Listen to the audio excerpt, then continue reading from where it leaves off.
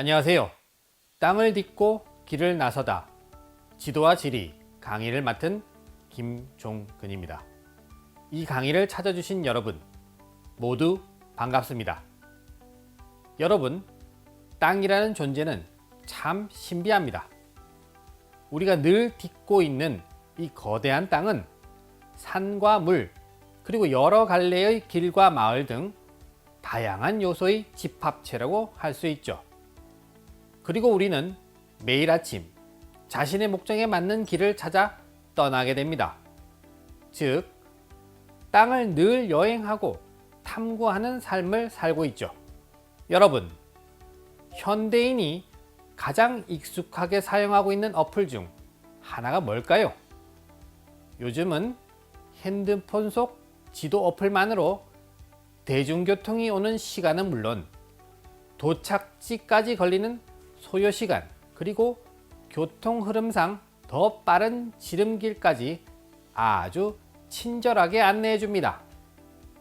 지금은 너무나 익숙한 이 시스템은 과연 언제, 어디서부터 구축되었을까요? 그 많은 길의 모양과 산의 굴곡, 그리고 바다의 위치를 정립하기까지 아주 흥미로운 이야기가 가득하답니다. 땅을 알아간다는 것은 단순히 지리적 개념을 정리하는 것, 그 이상의 가치를 지닙니다. 지도의 모양새와 나라별 땅의 크기에 따라 담고 있는 가치 또한 달라지죠.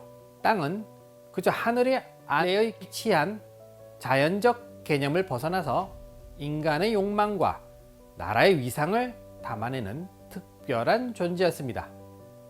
지도는 단순히 세계의 형세를 파악하려는 차원을 넘어 새로운 왕조의 시작을 만천하에 과시하려는 분명한 의도가 담겨 있기도 했습니다. 또한 아프리카나 유럽 대륙에 비견하는 크기로 조선을 표현해 문화 대국임을 한껏 드러내기도 했죠. 그만큼 땅이 가지는 힘은 국가적 관계와 세계속 위상을 뒷받침했습니다. 즉, 단순한 그림이 아닌 분명한 의도성을 가진 매체였죠. 물론 단순히 길을 찾아가는 것을 목적으로 실용성이 부각된 지도도 있었죠. 이렇듯 땅과 지도는 인간의 삶에 매우 가까운 존재라고 볼 수 있습니다. 그런데 아쉽게도 너무 편리해진 지금 고지도의 매력은 이제 역사 속으로 잊혀지고 있는 것 같습니다. 대동여지도, 혼일 강리 역대국도지도, 신증 동국 여지승남 등 우리는 분명 수학여행을 가거나 어릴 적 사회과 부도책을 펼치면 마주할 수 있는 여러 지도의 이름을 알고 있습니다. 이 지도들이 품고 있는 이야기가 매우 웅장하다는 사실 다들 알고 계셨나요? 지도에 얽힌 인류 문명의 역사는 인류가 세계를 이해하고자 했던 근원적 궁금증과 장소에 대한 인식론의 변화 과정까지 담고 있습니다.